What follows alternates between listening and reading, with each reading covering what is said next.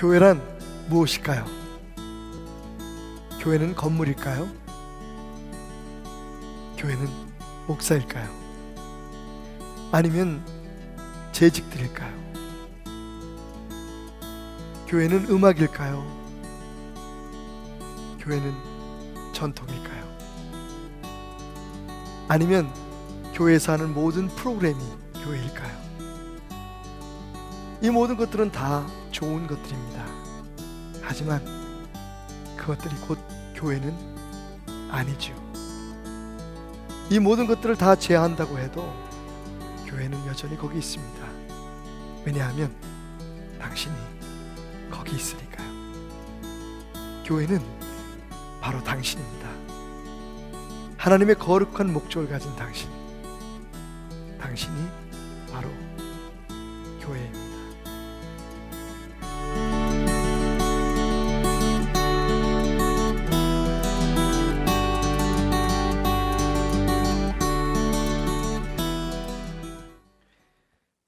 벌써 한 17, 18년 전 일이었습니다. 제가 12분의 한국의 젊은 목사님들과 함께 미국 교회들을 방문한 적이 있었는데요.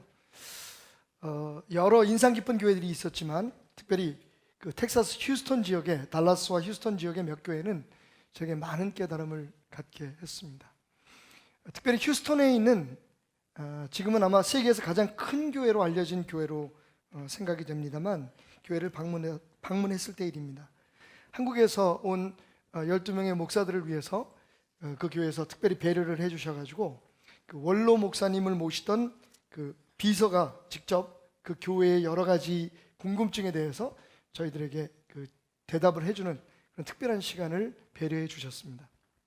함께 식사를 나누면서 그 교회의 좋은 점들, 특별히 폭발적으로 부흥하는 원인에 대해서 함께 이야기를 하는데 그 교회를 안내해 주시는 분이 자랑스럽게 이야기하는 몇 가지가 있었습니다. 특별히 그 중에서 역시 담임 목사님에 대한 자랑이 대단했습니다. 담임 목사님은 젊은 목사님인데 한 100여 개 국가에, 세계 100여 개 국가에 120개의 방송국을 통해서 예배 실황을 방송하는 항상 긍정적이고 축복에 대한 메시지로 많은 사람들의 마음을 행복하게 해주는 목사님이라고 자랑을 했습니다. 그리고 그 교회에 출석하고 있는 장로님들 중에 그 지역 의회의 의원이 몇 명이고 또 심지어는 텍사스라고 하는 주의 의원들, 주의회의 의원들도 그 교회에 여럿이 나와서 봉사하고 있다고 하는 자랑을 했습니다. 그리고 그것이 어쩌면 교회가 부흥하는 이유일지도 모른다고. 그리고 마지막으로 우리에게 소개한 것은 미국의 아주 유명한 상이죠. 그래미상을 탄 수상 경력이 있는 두 사람의 가수들이, 전직 가수들이 이끄는 성가대였습니다. 그 교회는 성가대하고 찬양팀이 구분이 없이 그냥 하나로 이루어져 있는 그런 교회였었는데요. 앞에 정말 두드러지게 노래도 잘하고 춤도 잘 추는 연세가 좀 들어 보이는 한 분은 흑인이고 한 분은 백인이신데 남자 여자 찬양 리더들이 성가대를 지휘도 하고 이끌고 모든 것을 예배를 진행하는데 정말 세련되고 멋있었습니다. 그분들이 그래미상을 수상한 유명 가수들이었다고 하는 설명을 들었을 때 우리 모두는 고개를 끄덕였습니다. 한참 설명을 하고 난 후에 이분이 이제 우리가 좀 심각하게 너무 진지하게 들으니까 우리를 좀 웃기고 싶었는지 이런 이야기를 하는 거예요. 우리 교회에서 사실 예수님이 가장 인기가 없습니다 라고 말입니다. 물론 반어법이었겠죠. 예수님을 섬기는 우리 교회의 모든 목사님을 비롯한 모든 사람들이 이렇게 멋있는 사람들입니다 라고 하는 것을 강조하기 위해서 예수님이 우리 교회에서는 가장 인기가 없으신 분입니다 라고 얘기를 하는데 우리 모두는 그냥 굳어버리고 말았습니다. 예수님이 가장 인기가 없는 교회. 여러분 어떻게 생각하십니까? 우리 교회는 어떻습니까? 아니, 교회인 여러분의 마음속에 예수님은 정말 인기가 있으십니까?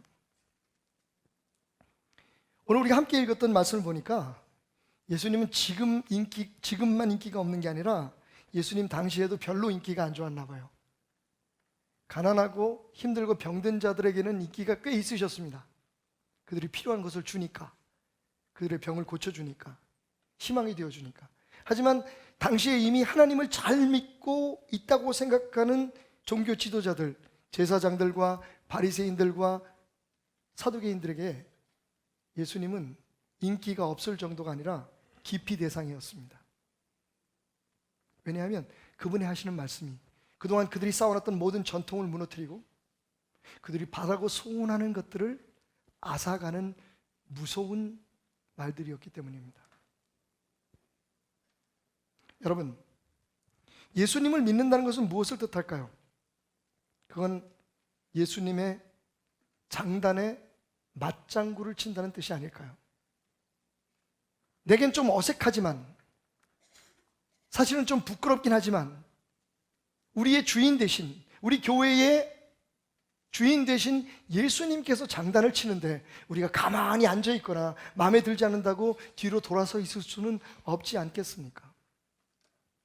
어떤 사람들은 내가 바라고 소원하는 일에 예수님이 춤춰주고 성령님이 맞장구를 치고 하나님이 역사해 주시기를 바랍니다.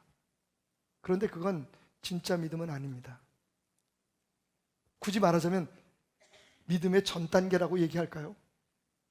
정말 우리가 추구해야 될 믿음은요, 우리의 장단에 예수님이 춤을 춰주고 우리의 장단에 교회가 춤을 추는 게 아니라 주님의 장단에 우리가 춤을 추고 주님의 뜻을 이루는 교회의 장단에 우리가 맞춰가는 것이 진짜 믿음인 것입니다. 예수님은 그 당시에 종교 지도자들과 유대 교인들에게 이렇게 탄식하며 말씀하십니다. 이 세대를 무엇으로 비유할까?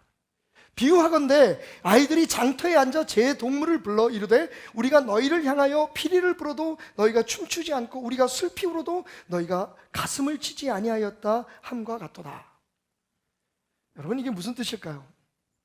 그 당시에 유대 어린 아이들의 놀이 문화를 생각한다면 예수님이 지금 무엇을 말씀하고 계시는지를 쉽게 이해할 수 있을 겁니다. 여러분 어렸을 때 뭐 하고 노셨나요? 지금은 뭐 아이들 전부 다 스마트폰에 있는 게임을 하고 컴퓨터 게임을 하면서 놀지만 제가 어렸을 때는 특별히 그 도남동 산비탈에서 다방구 놀이 많이 했습니다. 다방구 놀이 해보신 분 한번 손 들어보십시오. 다방구. 자, 지금 손 드신 분들은 천국 갈 준비를 서서히 시작하셔야 될 분들입니다. 비석치기 혹은 망까기 해보신 분, 망까기. 그분들은 조금은 더 사실 수 있는데 그래도 준비를 하셔야 됩니다. 또 어떤 게 있나요? 뭐 술래잡기 이런 건 그 옛날, 그보다 더 옛날이고, 땅 따먹기, 자치기. 자, 이런 놀이를 했던 분들은 지금 예수님께서 비유로 사용하신 이 말이 유대 그 나라의 이스라엘의 그 당시에 아이들이 즐겼던 두 가지의 놀이를 지금 비유로 사용하신다는 것을 이해해야 합니다. 그 유대 나라는 아이들이 별로 할 것이 없었나 봐요. 그래서 장이 다 끝나고 난 후에, 폐장이 되고 난 후에 빈 장터에 모여서 두 가지 놀이를 즐겨 했던 것 같습니다. 하나는 뭐냐면 혼례식 놀이입니다. 유대인들에게 있어서 결혼식은 굉장히 중요한 행사입니다. 축제죠. 그래서 보통 일주일씩 결혼식을 합니다. 일주일 동안 뭘 할까요? 일주일 동안 먹고 마시고 노는 겁니다. 그래서 거기는 항상 피리를 부는 사람들이 있고 음악을 연주해 주는 사람들이 있습니다. 혹시 Fiddler on the Roof라고 하는 영화를 보신 분들은 알겠지만 유대인의 결혼식은 참 흥에 겹고 아름답습니다. 예수님께서 가나 혼인 잔치에 가셔서 떨어진 포도주를 물로 포도주로 만드신 사건 기억하시죠? 포도주가 있고 음악이 있고 춤을 추고 신랑과 신부와 온 가족들이, 온 그 동네 사람들이 함께 어우러져서 축하하는 자리인데, 오늘 예수님께서 첫 번째로 사용하신 비유가 바로 그 혼례식을 흉내내는 놀이입니다. 아이들이 두 패로 나눠져서 한 패가 피리를 불거나 진짜 불거나 아니면 피리를 부는 척하면 맞은편에 있는 아이들이 그 장단에 맞춰서 함께 춤을 추면서 마치 그들의 삶 속에서 경험됐던 그 어떤 집의 혼례식을 함께 재현하는 듯한 놀이를 했던 것 같아요. 그런데 예수님께서 말씀하시기를 내가 피리를 부는데 너희들이 춤을 추지 않았다. 반응이 없었던 거예요. 아, 춤출 기분 아니야. 아, 창피하게 여기 무슨 춤이야. 두 번째 놀이는 그들의 일상 속에서, 그들의 삶 속에서 또 가장 중요한, 혼례식만큼이나 중요했던 또 다른 하나의 행사인 장례식 놀이입니다. 여기 보면 예수님이 뭐라고 말씀하시냐면 내가 슬피 울어도, 우리가 슬피 울어도 너희가 가슴을 치지 않았다. 역시 두 패로 나누어서 아이고 아이고 상주들이 울으면 모여든 사람들은 정말 슬퍼서도 그렇지만 예의상으로도 이스라엘 사람들은 가슴을 치면서 울었습니다. 아이고 아이고. 그런데 지금 예수님과 뜻을 같이 하는 사람들이 슬피 우는데 아무도 울어주지 않는 겁니다. 가슴을 치지도 않고 맹맹하게 쳐다보고 있는 거예요. 그것이 예수님께서 바라보신 당시에 하나님을 믿는 사람들의 태도였습니다. 지금은 어떨까요? 우리는 지금 예수님의 장단에 춤을 추고 있습니까? 예수님이 마음 아파하는 것을 함께 마음 아파하고 울고 있습니까? 사람들에게 그 교회를 왜 선택했느냐고 물어보면 설교 말씀이 좋아서, 아, 우리 목사님이 얼마나 훌륭하신 분인데, 우리 교회는 말이야, 조직이 너무 잘 돼 있어. 우리 교회는 이런 좋은 일 많이 한다고. 사실 참 요즘 듣기 어려운 소리가 뭐냐면 우리 교회는 정말 복음적이야.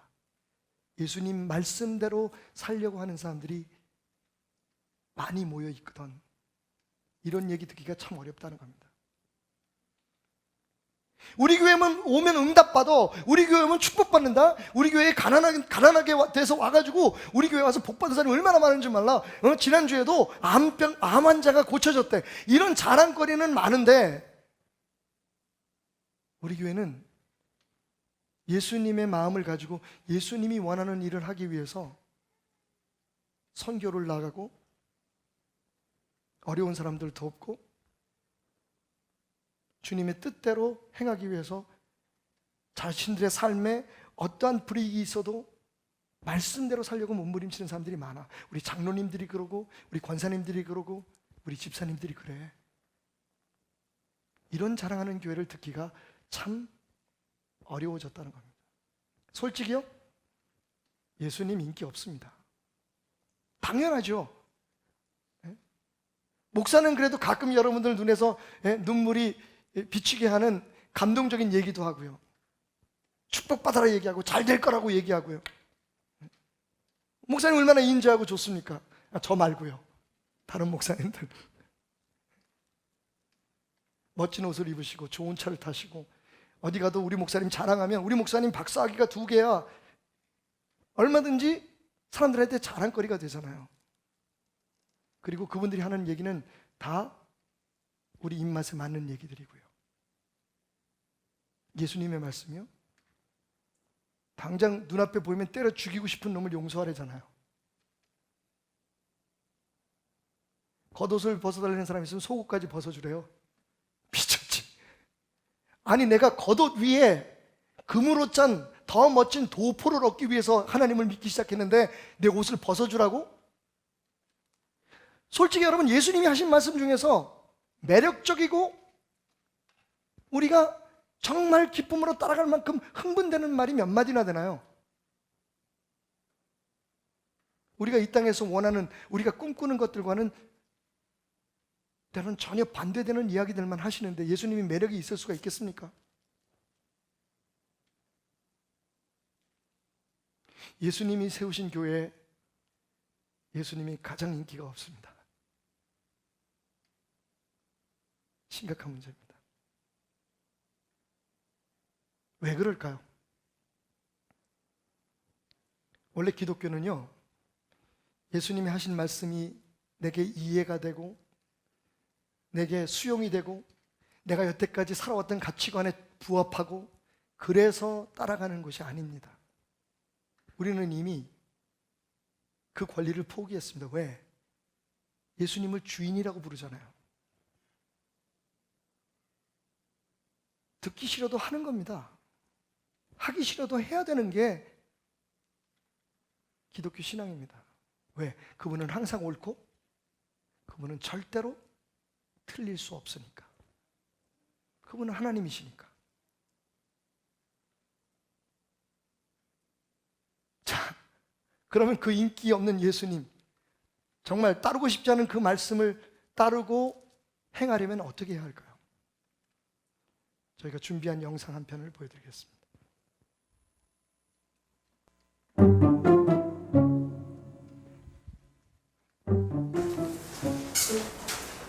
이게 임산부 체험하는 옷이야? 한번 입어볼까? 아빠, 그거 앞으로 매는 거 아니에요? 맞다. 자, 찾아주세요. 네.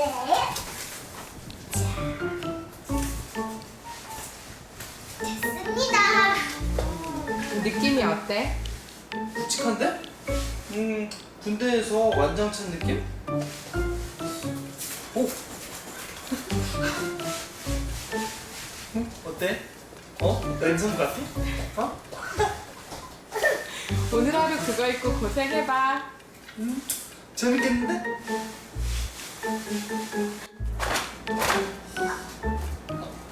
수아빠 어때?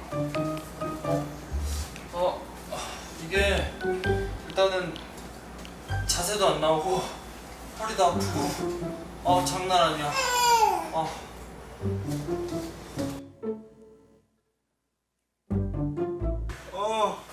아니 이렇게 누웠는데 막 오장육부를 막 이렇게 막 누르는 느낌. 절대 그래. 누워있다고 해서 그게 쉬는 게 아니야. 쉬어도 그게 더 힘들어. 쉬어도 쉬는 게 아니네 이거. 옆으로 놓을까? 편해? 아니 이상해 뭐 이게 편한 것 같기도 하고 아닌 것 같기도 하고 막 뭔가 불편해. 뭐야?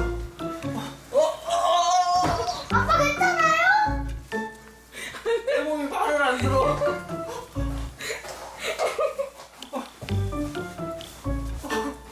이제 이빨 닦으러 가야 되겠다.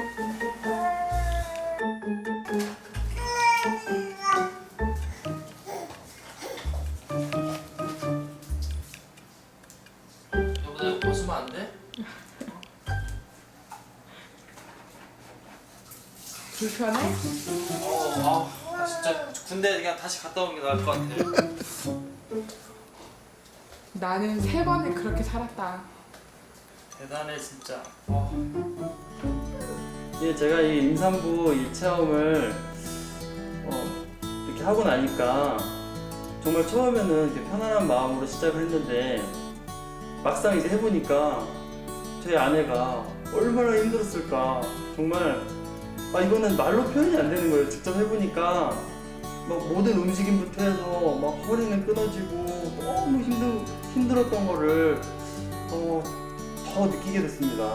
그래서 제 아내가 얼마나 고생을 했는지 이제서야 알겠어요. 미리 내 아내 너무 진짜 고생 많았고 너무 고마워. 사랑해.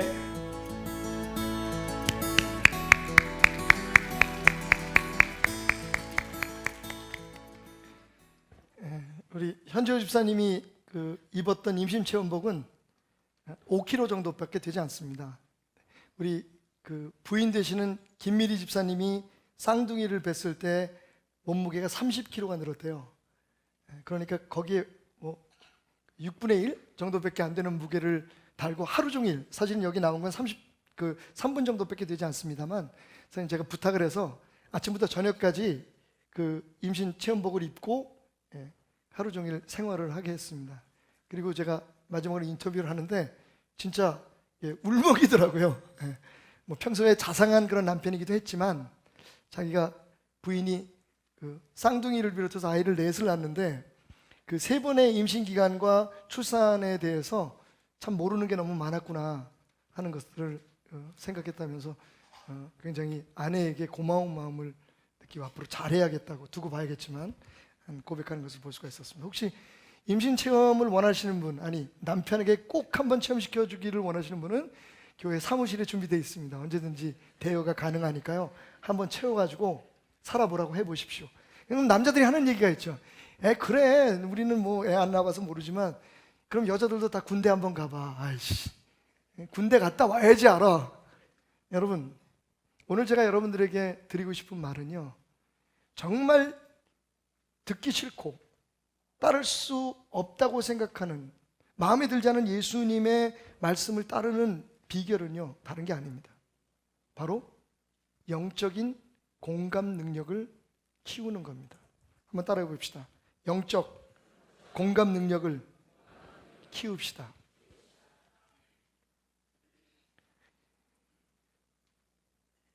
예수님 당시에 하나님을 믿었다는 사람들처럼 각자 자신들의 꿈이 달라요. 그들의 궁극적인 꿈은 하나님의 나라를 이루는 게 아니었습니다. 내가 잘 되고 내가 복받고 우리나라가 로마에서부터 독립해서 자유롭게 살게 되고 모든 것에 관심이 세상에 있었습니다. 그런데 주님이 부르는 피리는 천국의 노래였어요. 하나님 나라를 찬양했습니다. 춤추고 싶지 않죠. 내가 바라는 것과 전혀 다른 것을 추구하고 있으니까. 주님이 마음 아파서 우신 이유는 이 땅에 사람들이 하나님을 알지 못해서 죽어가고 하나님을 잘못 믿어서 죽어가는 것이 안타까웠던 거예요. 그런데 사람들은 그게 관심이 없어요. 지금 당장 배불리 먹고 큰 집으로 이사 가고 사업이 잘 되는 게 꿈인데, 그게 희망인데, 뭐 사람들이 죽든 주변의 사람들이 아파하든 그게 지금 당장 나하고 무슨 관계가 있느냐는 겁니다. 공감이 안 되는 거예요. 예수님의 마음이 느껴지지 않는 겁니다. 그런데 여러분, 한 가지, 우리가 어떤 과정과 어떤 경로를 통해서 예수님을 알게 되고 예수님을 믿게 되는지 모르지만 우리 모두가 공유하고 있는 하나의 경험이 있습니다. 그게 뭡니까? 예수님이 날 위해 십자가에 못 박혀 죽으셨고 하나님이 나를 위해서 그 크신 사랑을 베푸셨다는 사실을 깨닫게 되는 순간 누구나 다 눈물 흘리고 마음이 뭉클해졌다는 사실입니다.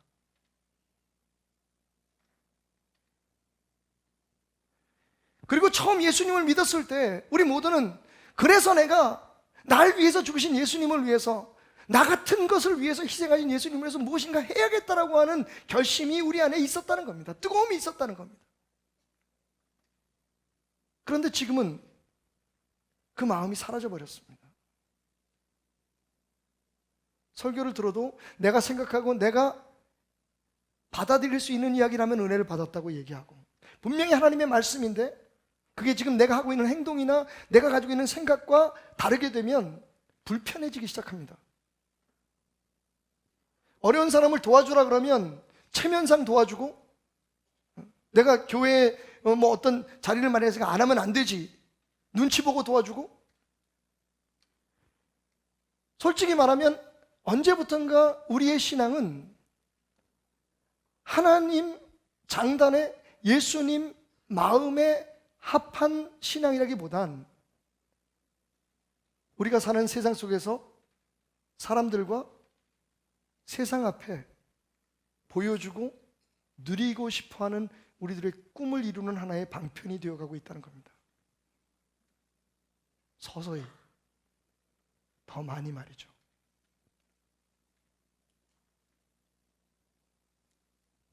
저는 오늘 여러분에게 예수님의 말씀을 따르면 즐거울 거다, 행복할 거다, 그래서 한번 해보라고 말씀드리고 싶지 않아요. 목사들이 가지고 있는 고민 중에 하나가 그겁니다. 어떻게 하면 사람들이 듣기 싫은 소리를 정말 듣기 좋은 소리로 만들어서 전할 것인가? 11조 얘기 듣기 싫죠. 얼굴도 모르는 사람들한테 전기 노주기 위해서 헌금하라 그러면 뭐 하는 짓인가 생각될 때도 있죠.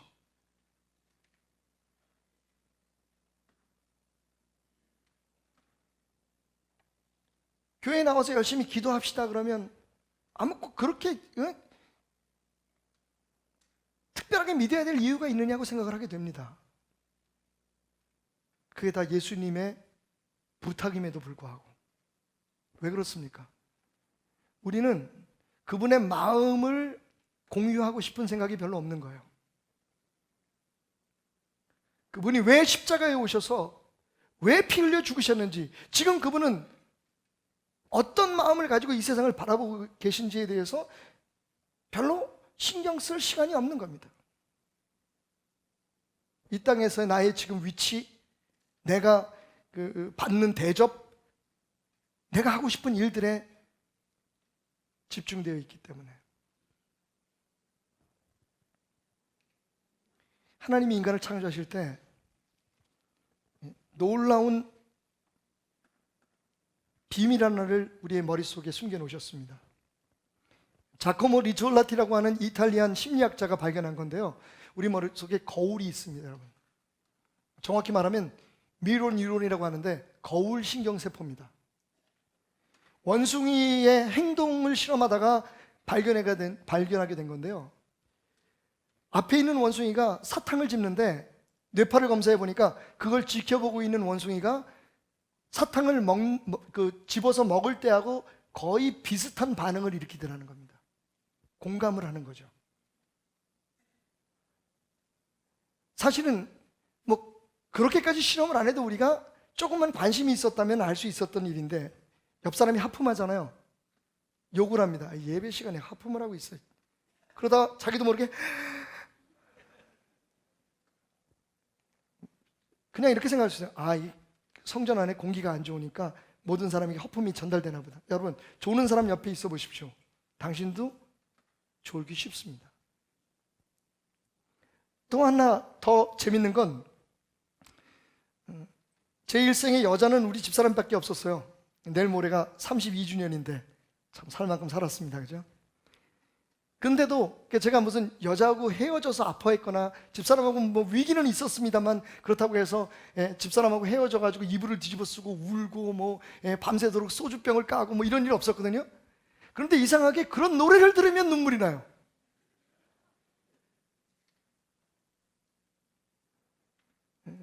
드라마 속에서 바람피다가 걸려가지고 부인한테 머리칼을 뽑히는 남편을 보면 굉장히 위축이 돼요. 그걸 생각해보면 나 아닌데? 난 아닌데?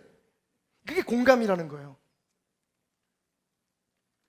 그런데 그럼 원숭이하고 인간이 똑같냐? 아닙니다. 원숭이는요, 행동하는 면에 있어서만 공감을 느껴요. 보고 따라하는 겁니다.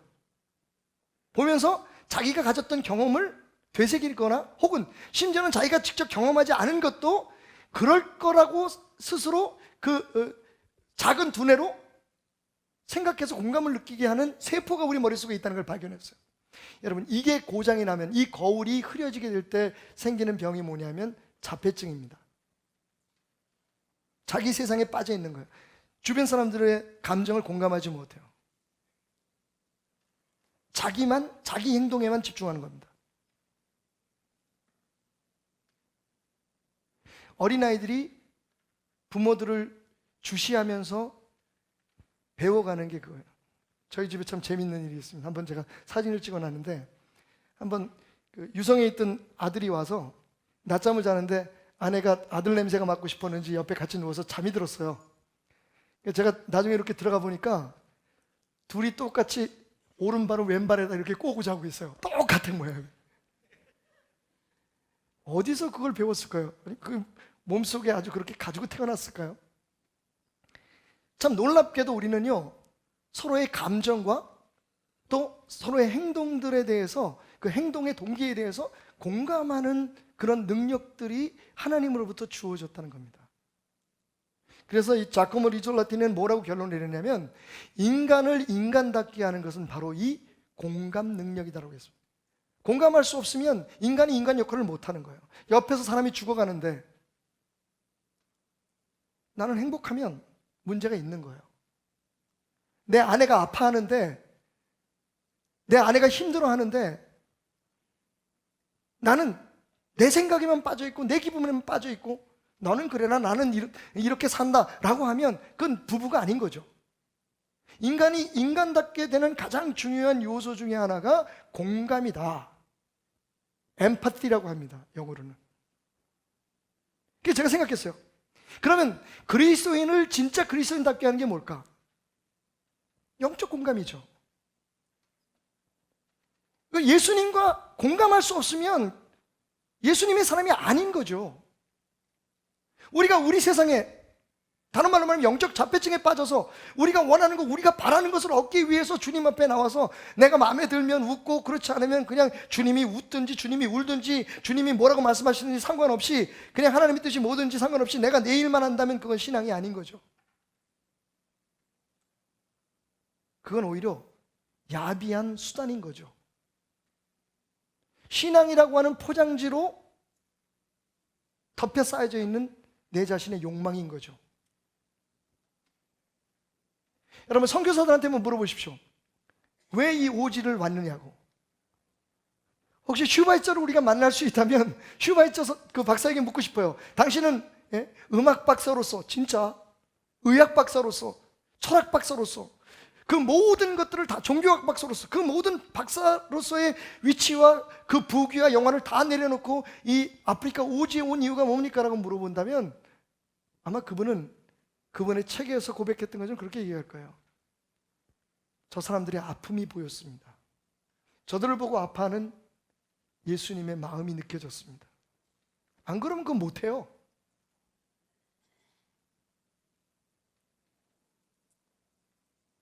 저는 오늘 예수님의 탄식을 들으면서 이런 생각을 했습니다.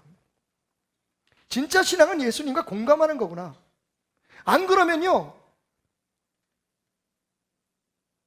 다 우리 방법, 내 꿈, 내 비전에 따라서 그냥 예수님을 적당하게 거기에 얹고 살아가는 것밖에 안 되는 거예요.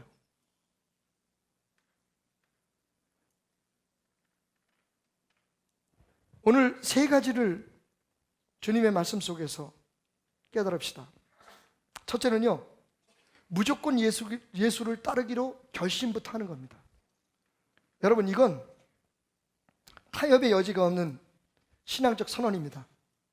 우리가 예수님을 믿는다고 결심할 때에, 예수님을 믿는다고 고백했을 때에 우리가 좋든 싫든 결정한 게 뭔지 아십니까? 예수님의 말씀을 따르겠다는 결심이에요. 제가 최근에 교회에 다니기 싫은 77가지 이유라는 책을 읽었습니다. 저도 알아야 되잖아요. 사람들이 왜 교회 다니기 싫어하는지. 근데 그 중에서 뭐 여러분 다 아시겠지만 11조가 있었어요. 교회 가면 돈만 내라 그러더라. 또 하나는 한국 교회는 목사들이 너무 화려하게 산다. 목사들이 타고 다니는 차가 싫어서 교회 나가기 싫다. 다분히 일리가 있죠. 그런데 여러분, 그 책을 쓰신 분이 하나 간과한 게 있어요. 그게 뭔지 아십니까? 그러면 교회에서 오늘부터 11조 안 냅니다, 우리 교회는 앞으로 헌금을 내지 않겠습니다라고 하면 그 사람들이 교회 나올까요? 저는 지금 6년째 제니시스라고 하는 좋은 차를, 성도님들이 사주신 차를 타고 다니는데, 여러분, 제가 거기서 감동을 받아서 제 차를 팔아버리고 자전거 타고 다니면 나는 목사들이 타고 다니는 차가 너무 화려하고 거드름 피우는 목사들이 싫어서 교회 안 나간다는 사람들이 교회 나올까요? 아닙니다, 여러분. 사실은 그게 이유일 수도 있지만 거의 핑계에 가까울 거라고 저는 생각합니다. 교회 나가기 싫은 거예요. 그래서 핑계를 만드는 거예요. 교회 안에 얼마나 보기 좋지 않은 것들이, 우리가 따르기 싫은 것들이 많습니까? 시비 걸 수 있는 것들이 얼마나 많습니까? 그러니까 사실은 그것을 이유로 대지만 원래 그 사람들은 그게 없어도 교회 안 나올 사람들이, 다른 핑계를 찾을 사람들입니다. 오해하지 마십시오. 그러니까 그런 것들을 다 무시해도 된다는 게 아니라 들어야죠. 하지만 중요한 건 그것이 그 사람들에게 예수님을 믿게 하고 믿게 하지 않는 직접적인 원인이 될 것이라고는 생각하지 말라는 겁니다. 어제도 우리가 청년회에서 그런 이야기를 했지만, 하나님이 있느냐 없느냐 하는 것을 증명하느냐 부정하느냐, 그 자체가 우리의 가장 중요한 이슈는 될 수 없다는 겁니다. 우리는 이미 하나님을 믿고 있습니다. 중요한 건 뭐냐면, 우리가 믿고 있는 그 하나님을 우리의 삶에 어떻게 우리가 받아들이고 있느냐 하는 겁니다.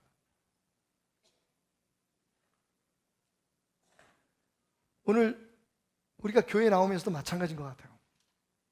교회에 불평하는 사람들은 그 불평거리가 다 사라지면 또 새로운 불평거리를 찾아냅니다.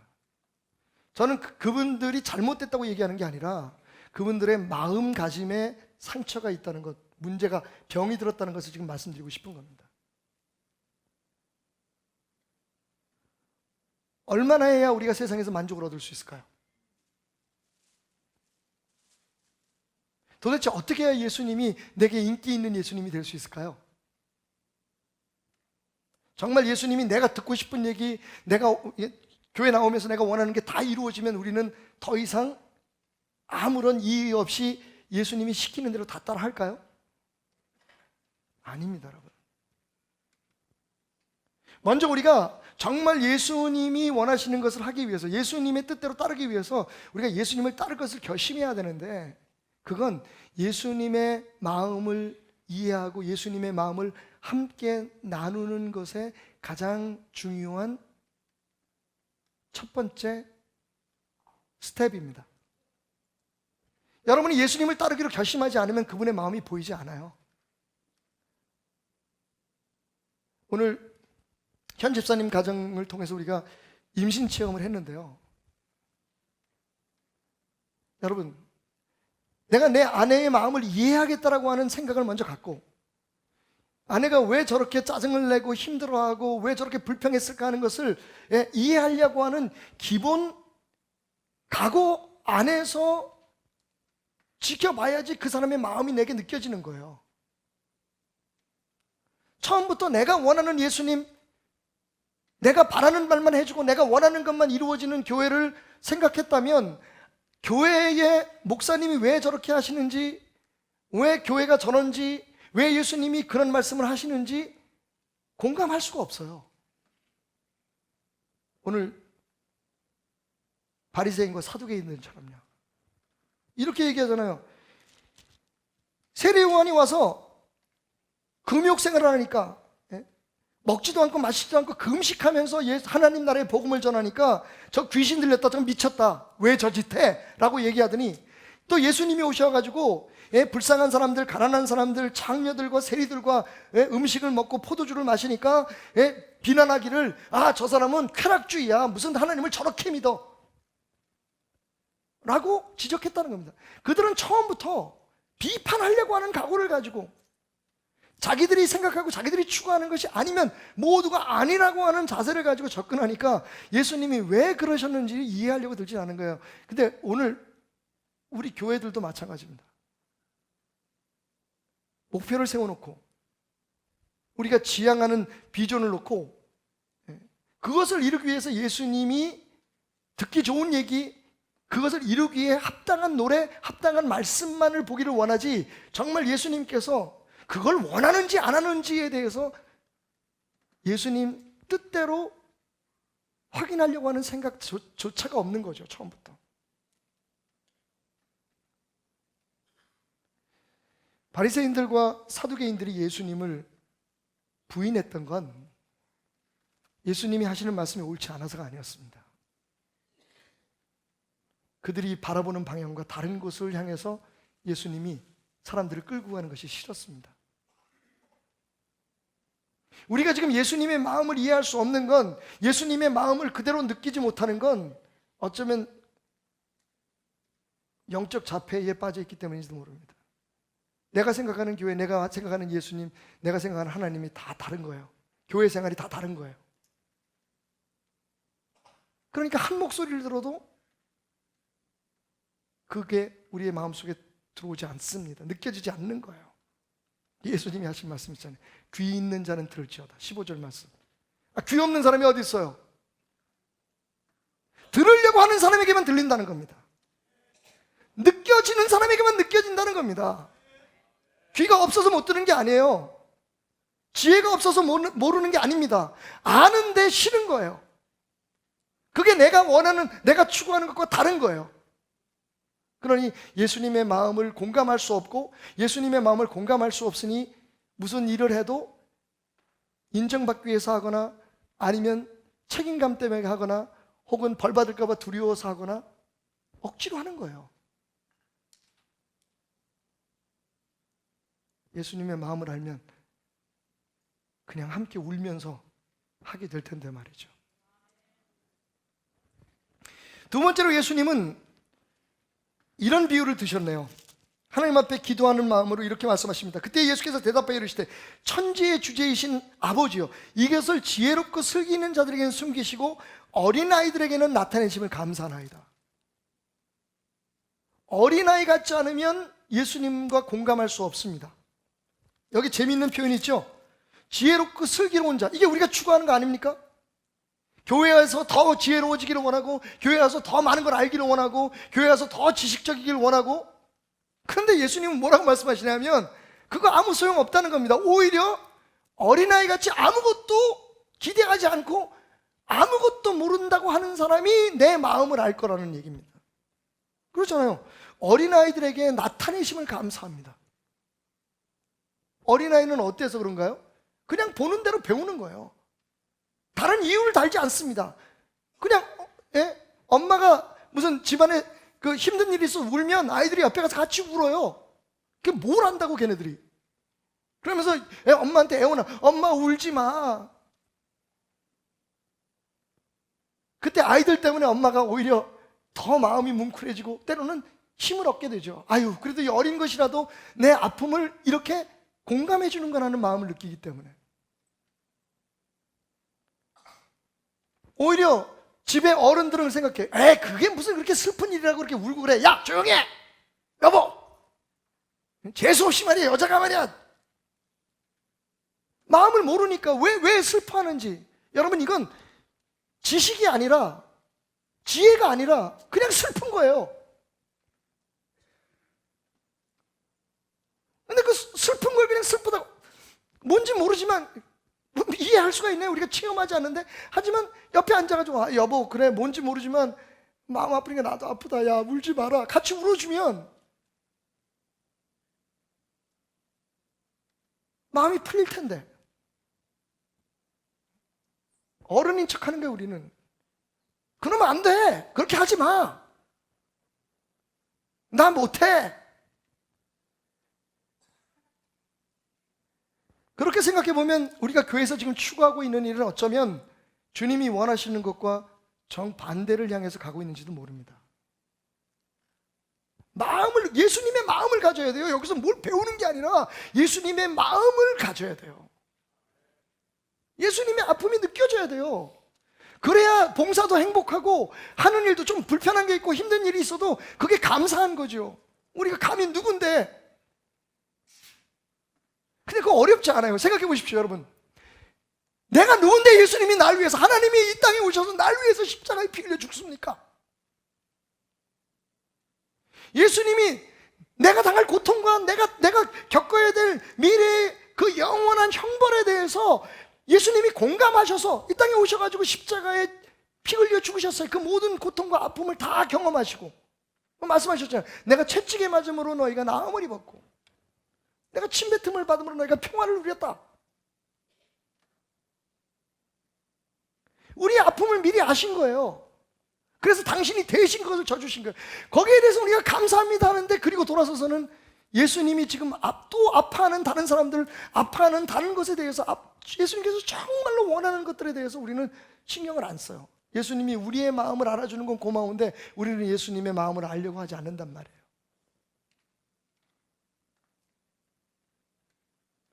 사실 우리의 삶에 하나님의 나라가 이루어지고 우리가 교회로서 하나님이 우리에게 맡기신 사명을 감당하는 조건은 어쩌면 아주 단순할지 몰라요. 지난주에도 말씀드렸지만 예수님께 붙어 있는 거예요. 예수님의 마음을 그냥 느끼는 거예요. 내 생각, 내가 바라는 것, 내가 원하는 것을 추구하고 찾아다니는 게 아니라 예수님의 마음을 느끼면 거기가 곧 어디든지 여러분 내가 할 일이 보이는 거예요. 내가 해야 할 일이 보인다니까요. 마지막으로 예수님은 우리가 잘 아는 이런 말씀을 하셨습니다. 수고하고 무거운 짐진 자들아 다 내게로 오라, 내가 너희를 쉬게 하리라. 이거 얼마나 좋은 말씀입니까? 야, 세상에 우리 모든 짐을 예수님께 가지고 가면 다 덜어주시겠다. 착각하지 마십시오, 여러분. 그 다음 말씀 보세요. 뭐라고 말씀하십니까? 나는 마음이 온유하고 겸손하니 나의 멍에를 메고 배우라. 짐 내려놓으려고 하는데 멍에를 맨데, 멍에를 맨다는 건 뭡니까? 일 시키겠다는 얘기 아니에요. 소에게 멍에를 매는 건 뭡니까? 내가 원하는 데 끌고 가겠다는 거 아니에요. 나는 짐을 풀어달라고, 내 아픔, 내 병 고쳐달라고, 내 삶의 물질적인 어려움, 가족의 어려움을 해결해달라고 하는데, 예수님은요 뭐라 그러시냐면, 그래 내가 네 마음의 쉼을, 나는 몸의 쉼을 얻겠다 그러는데, 예수님 말씀하시기를 네 마음의 쉼을 얻겠다 그랬어요. 그러면서 말씀하시기를, 자 여기 멍에 있다, 이거 져라, 일하자 나하고.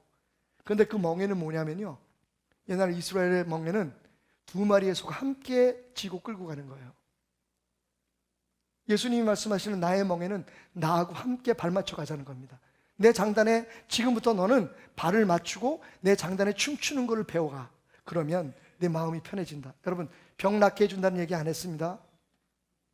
부자 되게 해주셨다는 얘기 안 하셨습니다. 그것도 하나님의 다른 곳에서 허락된 축복이긴 하지만, 분명히 예수님은 가장 기본적인 말씀 속에서 그걸 약속하기보다는 뭐라고 말씀하셨냐면, 지금부터 너는 나하고 함께 등짐을 지고 같은 길을 가는 거야. 같이 발맞춰 가는 거야. 그러면 뭐라고 말씀하셨냐면, 너의 마음이 쉼을 얻게 될 거야. 내가 지고 있는 그 짐 때문에 버거워하는 것에서 벗어나서 주님과 함께 걸어가는 길에 그 짐이 짐으로 느껴지지 않고, 예수님 말씀하시잖아요. 내 짐은 쉽고 가볍기 때문이다. 당연하죠. 예수님이 함께 져주니까. 그리고 예수님이 져주면 그냥 짐으로서 져주는 게 아니라 그 짐을 통해서 역사가 나타나게 하는, 그것이 사명으로서의 짐으로 변하니까. 그러니까 마음이 행복해지고 쉼을 얻게 되고, 짐에 대한 고통이 고통으로 느껴지지 않기 시작하는 거죠. 그래서 선교사들이 선교를 가는 겁니다. 모든 걸 다 버리고 떠나는 겁니다. 그래서 버릴 수 있는 겁니다. 예수님하고 짐을 지고 가니까 예수님 가는 방향으로 갈 수밖에 없잖아요. 그런데 기쁨으로 그 길을 가게 되더라는 겁니다. 예수님과 공감하게 되고, 예수님과 발맞추게 되고, 예수님에게 접붙임을 받아서 예수님과 함께 걸어가게 되니까, 와우! 내 삶이 바뀐 게 아니라 내 세상이 바뀐, 내 마음이 바뀐 거예요. 예수님의 마음으로 예수님의 마음을 느끼게 되고, 예수님의 아픔을 느끼게 되니까 같은 헌금을 해도 기쁨으로 낼 수 있는 거예요. 같은 봉사를 해도 기쁨으로 갈 수 있는 거예요. 누가 시키지 않아도 가게 되는 겁니다. 저는 오늘 말씀을 생각하면서 뭘 생각했냐면요, 우리나라의 아이들이 참 불쌍하다. 우리 다 공감하죠? 우리 머릿속에 있는 거울을 작동시키지 않아도 우리 아이들이 얼마나 불쌍한지 우리가 알아요. 왜? 아이들이 그렇게 죽으라고 공부하는 이유가 뭡니까? 대학 떨어지면 거지 된다고 하는 아빠 엄마들의 가르침 때문에. 대학 안 가면 이 세상에서 완전히 병신 되는 거예요. 그래서 죽으라고 공부하는데 그게 머리에 들어갑니까? 무서워서 하는 공부가? 억지로 하는 공부가? 그래서 가끔 보면요, 늦게 된 아이들이, 늦게 철들어서 스스로 공부하기 시작한 애들이 더 잘 될 때가 있어요. 근데 또 그거 믿고 그냥 기다릴 수는 없잖아. 어쨌든 잠깐만 공부를 시켜야지. 신앙도 마찬가지인 것 같아요. 내가 얻고 싶은 것이 있어서 열심히 하는 신앙.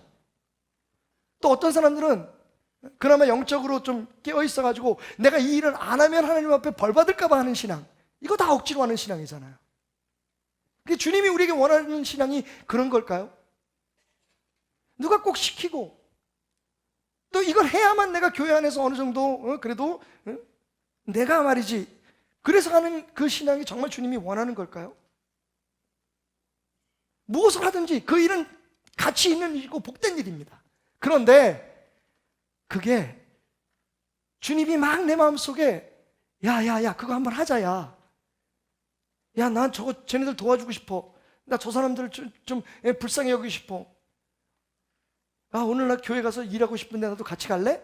멍에를 같이 메고 그 마음으로 다니기 시작하면 여러분, 우리의 마음 속에 하는 모든 일들이 달라지는 거예요. 그래서 강압적이거나 혹은 어떤 조직에 의해서 끌려가는 신앙은 우리가 지향해야 될 신앙입니다.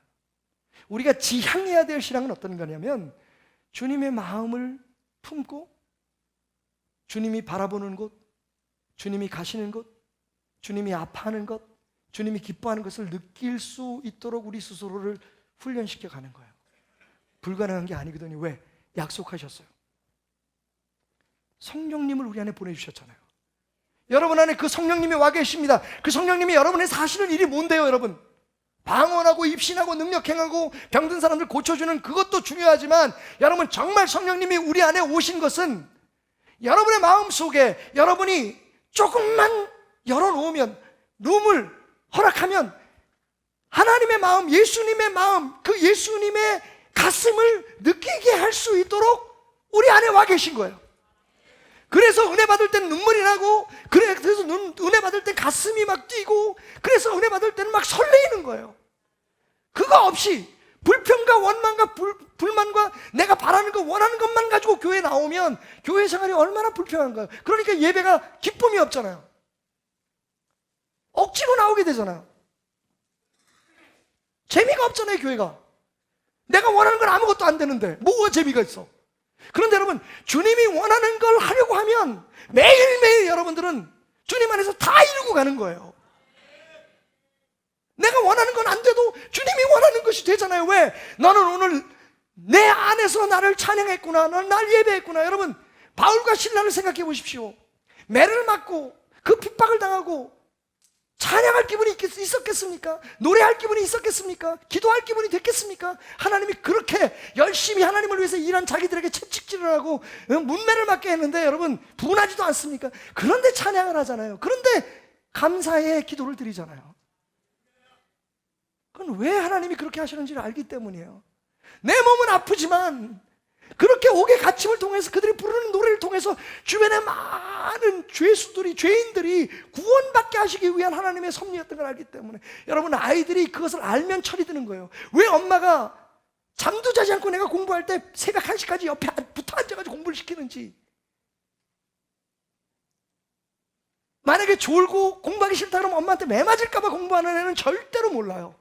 그런데 엄마가 어느 날부터 그렇게 꼬박꼬박 옆에서 코피 흘리면서 같이 기다려주고 아파하는 엄마의 모습이 느껴질 때, 아이고, 우리 엄마가 뭐가 부족한 게 있어서 나 때문에 이러고 계신가, 그게 느껴지면 철이 드는 거예요. 그러면 애들이 공부를 스스로 하게 되는 거예요. 예수님의 마음을 느끼게 되면 우리가 그렇게 되는 거예요. 그렇게 되는 거예요. 오늘은 한국교회가 굉장히 중요한 날입니다. 광화문 대한문 앞에 모여서 동성연애자들의 그 큐어 축제를 반대하는 큰 행사를 한다고 여러 곳에서 저한테 메시지가 왔어요. 그리고 저한테 오늘은 설교를 동성연애가 하나님이 기뻐하지 않는 죄악이라는 것을 선포하는 그런 설교를 해달라고 저한테 부탁했습니다. 저는 그거 못하겠습니다. 맞습니다, 여러분. 동성애는 분명히 성경에서 하나님이 가장 기뻐하지 않는 죄악 중에 하나라고 정죄하신 건 맞습니다. 그건 세상이 타락하고 있고 어두워져 가고 있는 증거겠죠. 하지만 그 사람들은 어떡합니까?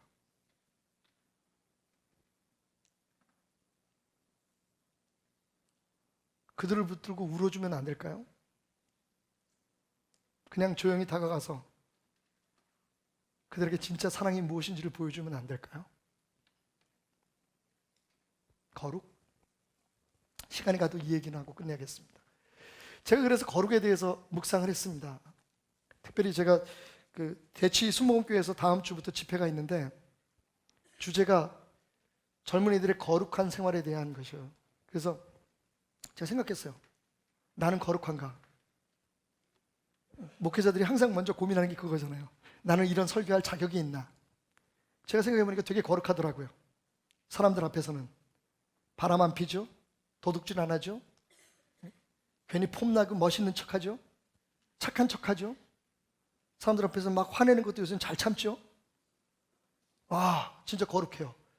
근데 하나님이 제게 물으셨어요. 너 혼자 있을 땐? 여러분, 정말 죄송한 고백을 드리겠습니다. 박태남 목사에게 있어서 가장 말빨이 안 먹히는 분이 하나님이십니다. 저는 교회 집사님 중에 누구 한 분이 와서 목사님 이거 이렇게 했으면 좋겠어요. 그럼 말 듣습니다. 제가 그 앞에서는 뭐 그렇게 합시다라고 얘기는 혹시 안 할지라도 제 마음속에 담고 그 말을, 왜냐하면 그러다 그 집사님이 교회 떠나면 어떻게 해요? 장로님들이 와서 목사님 다른 교회에서 이렇게 하는데 우리 교회도 이렇게 합시다 그러면 제 마음이 흔들립니다.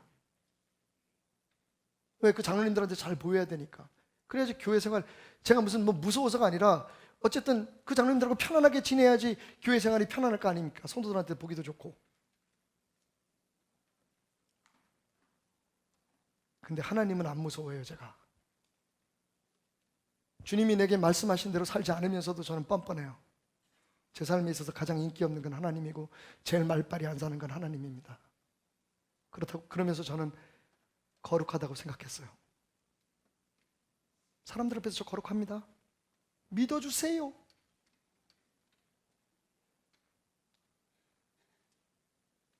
근데 난 더럽습니다. 혼자 있을 때 별별 생각을 다 합니다. 그게 거룩하지 못하다는 것을 생각하지 못했습니다. 여러분, 동성애자들이 불결합니까?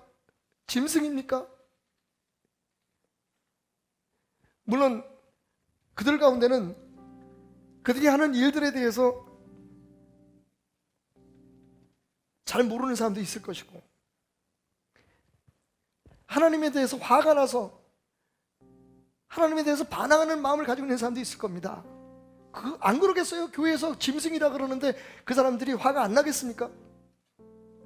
그런데 그게 타락한 세상의 질병이요, 그들도 벗어나고 싶지만 그럴 수 없어서 그냥 순응하고 따라가는 짐이라는 생각은 안 해보셨나요?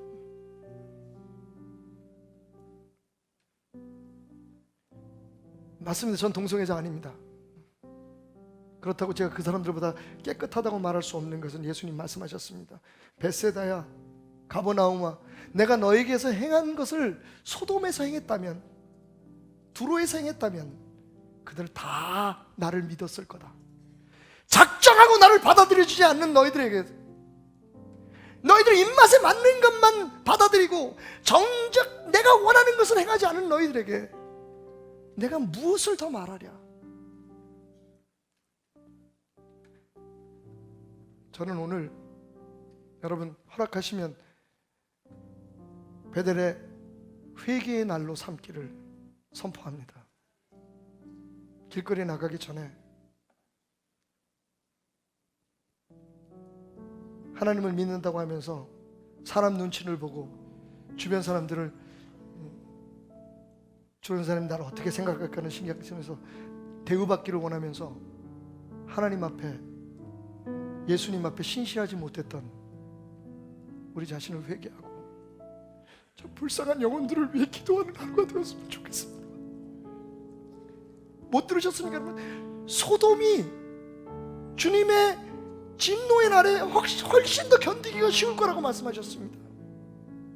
이건 하나님을 믿는 사람들, 예수 그리스도의 능력을 경험한 사람들에 대한 하나님의 경고입니다. 예수님의 경고입니다.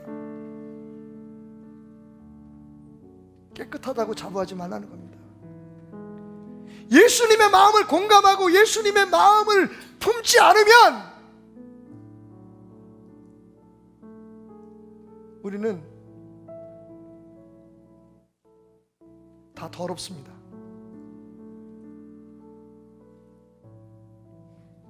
이 땅에 하나님이 원치 않는 동성애와 같은 왜곡된 삶의 행위들은 사라졌으면 좋겠습니다.